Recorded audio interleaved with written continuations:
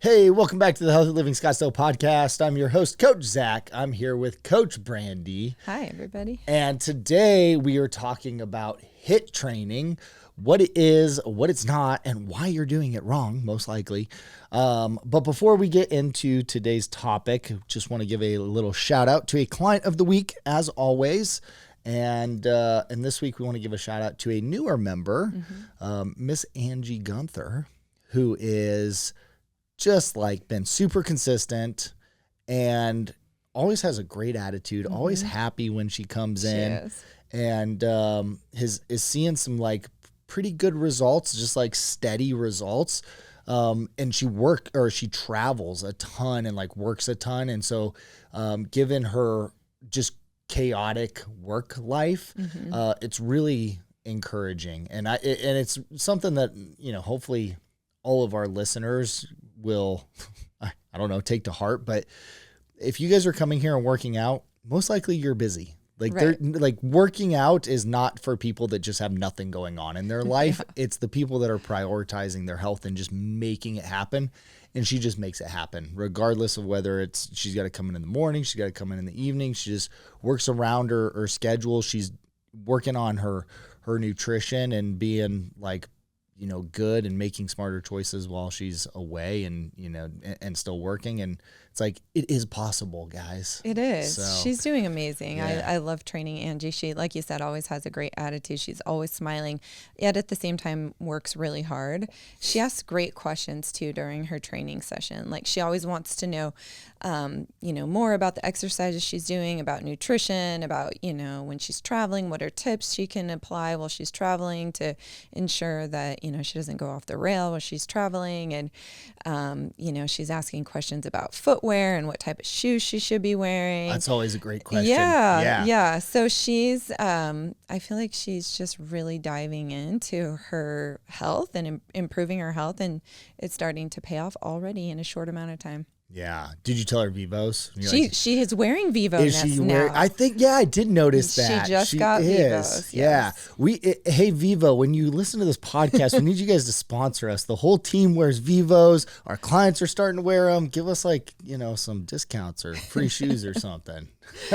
We'll share your code. We'll keep putting it out there in the universe. It is funny though. It's like we started, or I guess that started with Zach, right? And then JC had them. Then you and I got them, and it's like now the clients are wearing them. And it makes such a difference. It does make a big difference. I'm like, stop wearing your Hokas.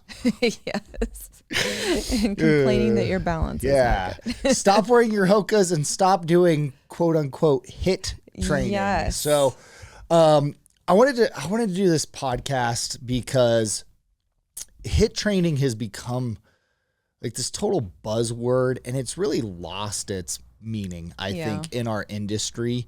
And when people think of like HIIT training, I'm assuming that they probably immediately think of like an Orange Theory type workout or like an F45, like something like that, or a boot camp style workout.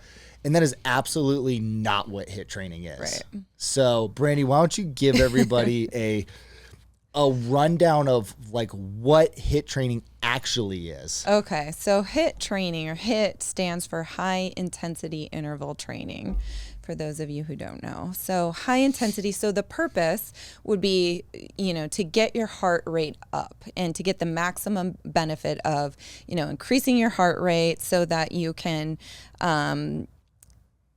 boost your metabolism and lose fat. I think that's what everyone thinks they're going to do with HIIT training, is they're going to boost their metabolism, lose fat by getting that heart rate up and getting into the quote unquote fat burning zone, right?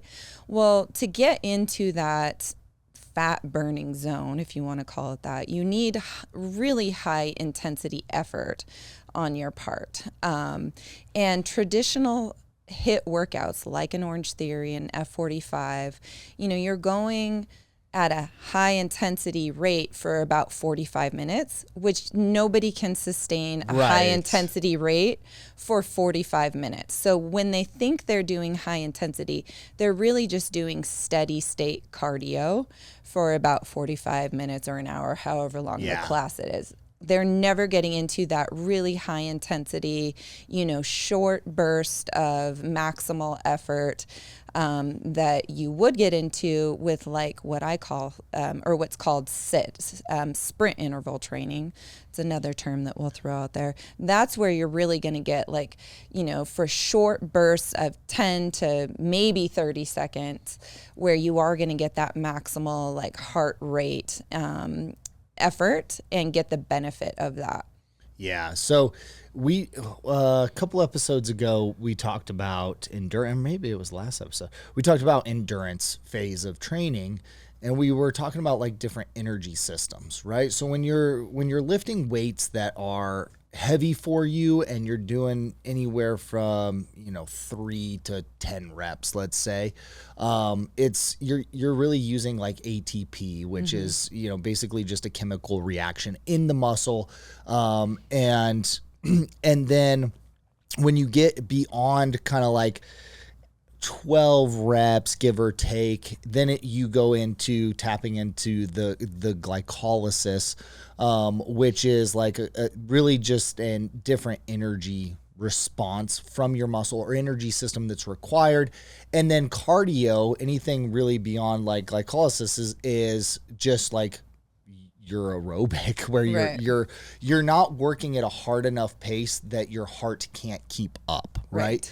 And so with HIIT training, the goal of HIIT training is to stay in that like ATP phase, because you're going so hard and so fast, but for a very short burst, that we never get an acidic response or like a lactic acid buildup in the muscle. So you never hit glycolysis.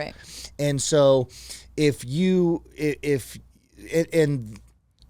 there's a lot of benefits to that, but really from a like development standpoint, I mean, we're really training primarily like your body, your muscle tissue's ability to like fire rapidly and really hard, really, really fast. We're not thinking about HIIT as like, I can sustain this activity for a long period of time. Totally different style of training. Right, exactly. And, in addition to HIIT, trying to be in maximal like effort and sustain that for a short period of time, when you're in a traditional style HIIT program, you're going to, not only be in that, phase, you're also going to be increasing your cortisol levels throughout your system as well, because you're staying kind of in that steady state cardio stage, and that's going to release a stress response, and cortisol will increase throughout the body, and then that has a negative impact as well. So you're not getting the maximum effort and efficiency out of that workout, and you also are causing stress on your system.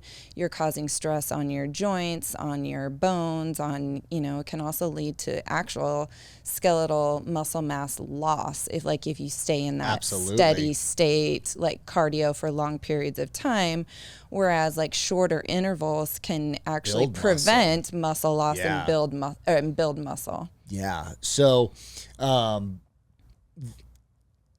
think like for what the world kind of knows as HIIT, most people think of HIIT is really like circuit training, where you're doing like you could think of, I'm going to do burpees for like 45 seconds, right? And then I'm going to rest 15 seconds while I transition to a different exercise. And then I'm going to do jump squats for 45 seconds. And then I'm going to rest. And I'm going to do, and that's like circuit training. Yeah. That's not HIIT training, right? And so the circuit training, from an overall like cardiovascular, I'm not somebody that likes cardio, like traditional cardio. Like I don't like to necessarily just go out and run, but I could find a lot of fun and enjoyment in doing like a circuit training. But I know from a physiological standpoint in my body, like if I did that more than one day a week, I'm going to be destroyed and I'm Yeah. going to lose muscle mass. I'm going to start eating away. My body's going to be stressed. It's going to wear me down. It's like You're going to be fatigued. I'm going to be fatigued. All sorts of negative I'm not going to be able to effects. recover. I'm probably going to get sick more often because now when we're training in glycolysis, one of the reasons why we do not do like an endurance phase for very long is because you have this acidic buildup in your bloodstream and in your muscle tissue, and that means an increase in free radicals. So if I'm constantly in a stage of releasing free radicals because of my training program, my immune function and system is going to be very diminished. Right. So it's like you can do that like one day a week. Right. As your cardio. Is it necessary? No. I could go do a hike Right. or, a long distance run or a cycle or something like that in exchange. Right. And it's not going to, from a standpoint of what the benefit is for my body, it's not going to be any different. Right. Right. But that's circuit training. That's not HIIT training. And Brandy, you use sit. I like this term sit because the whole goal, whole goal of high intensity interval training is like, I want to go full out sprint. Mm-hmm. The longest I could sustain a sprint is probably like 10 seconds, maybe 15 at max effort before my body starts to run out of ATP, run out of energy. And then I'm probably just going to go. It's not recommended that you sit down anymore. I guess there's been some studies on like back injuries with sprinters. And so they discovered you shouldn't necessarily go sit down. You should just walk, right, and recover. But it would be what Olympic sprinters used to do is they would go and sprint maximum effort for whatever that period of time was, very short burst. And then they would go lay down for 10 minutes. And recover. Yep. 10 minutes so that then they could repeat it and they could again put forth maximum effort. Right. And so you have to think like this was their job. They're an athlete, they're an Olympic sprinter. And so like their whole entire training program, they might be training for 2 hours, but in that 2 hours, they probably are doing about 10 minutes of work. Total of work. The rest is them just laying around. Right. And I want to clarify too, like sprint interval training could be doing like actual running and sprinting. Yeah. But it could be doing any sort of other type of activity at a high intensity, whether that's cycling at a high intensity, rowing on a skier, Versa climber, right? Burpees, like anything, really, jump rope, anything for a high, that short amount of time at a high intensity level. Yeah. Running, up hills is a good example, and one that might be less or more joint friendly for someone that has never. I would not recommend if you have not sprinted in a long time to just go out and start like actual sprinting. You want to ease yourself into that, but the benefits are immense, and there has been a lot of data and information out around the benefits of that type of training, especially for women in perimenopause and menopause, and how it really helps as it's paired with like strength training. Like strength training is, the first thing that everyone should be doing. But if you combine that with sprint interval training, you can have really great results. Yeah, absolutely. And again, I want to stress to people, it's HIIT training or sprint training is designed where it's maximum effort and then full recovery. Yes. Maximum effort, full recovery, repeat, like rinse, repeat. Yeah. And so, the method or, how the equipment that you're using or what exercise you're doing, it doesn't necessarily matter. But that's the format for it. And there's a bunch of different ways we can structure it in terms of what we're going to do, like how long we're going to do an exercise and then how much recovery we have. And some of that's just for like our clients based around time. Like how much time do we have to do interval training and mix it in and that type of thing. But from a benefits standpoint, One, if you just look at like an Olympic sprinter versus like a marathon runner, right? The sprinters are ripped. Right. They are ripped. And it's because sprinting or going like max out also builds muscle mass. Right. So instead of eating away at muscle tissue, you're building muscle tissue. So everybody kind of wants that, right? From a fat loss standpoint, when you are doing like a steady state cardio, so we're working aerobically, it's like your caloric output or the amount of calories that you're burning during that activity is elevated. From a HIIT standpoint or a lifting standpoint, it's like we're not going to burn as many calories because there's less like duration of work and there's more time resting. But post workout, where it's going to be dramatically higher, the amount of calories that we continue to burn once we're done with the activity. Yeah. So it's an investment throughout the day, really, of, hey, like from a fat loss standpoint. Right. And then from overall like strength, how often, I mean, really for me, I want to be strong as I age. I want to be able to like, most of the activities are things that life throws at you. It's like instantaneous. It's not like, oh, I'm going to go do this activity for a really, really long time. So like in sports, like NFL, right. Those athletes, a play lasts 20 seconds at most. And then they're basically like recovering and stopping, and they went maximum effort for maybe like a few seconds during that play, so most sports are that way. Most things in life are that way, unless you choose to do like an aerobic activity. Like, I'm going to go on a really long hike. Right. Trip, right. Backpack trip or something. Yeah. You mentioned, preserving muscle mass, the cardiovascular benefits, and that short burst of energy, sprint interval training, that's really good for heart health. Like you're training your heart, which is also a muscle, just like, the other muscles in your body. So you're training that muscle as well in that short burst of, sprinting that you're doing.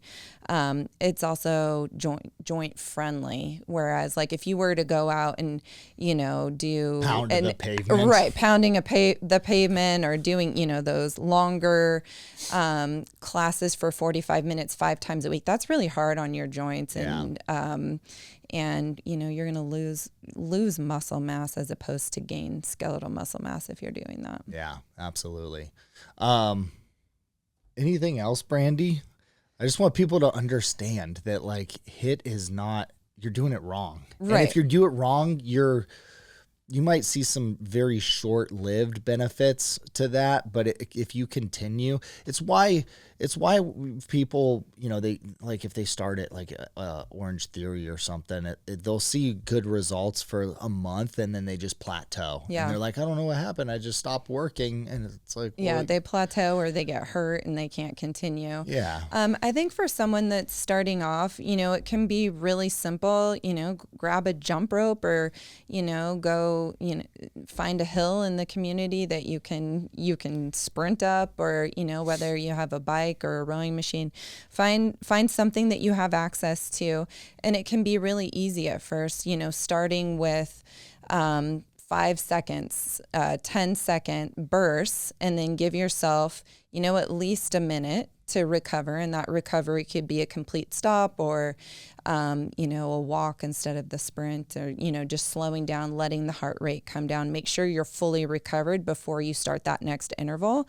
And it doesn't have to take a lot of time. That's another great benefit of this style of training is, you could get through a full training session in 10 to 15 minutes and you're done. Yeah. And you'll get great benefits from that. Yeah. The one last kind of takeaway I have for everybody is that it's interesting, the strength or the high intensity training. So very short burst with a long duration of rest has a lot of benefit towards like longer distance endurance activities. So pretty much every like marathon runners or cyclists or anybody that's doing an endurance sport, they benefit drastically from doing doing strength training and like HIIT training, whereas it does not work the other way. Right. Where somebody that's like an endurance athlete does not gain the strength or the power from being able to like sprint and go like from an explosive standpoint. So it's just also very interesting. It's like if you had to choose one or the other, and both activities were important to you.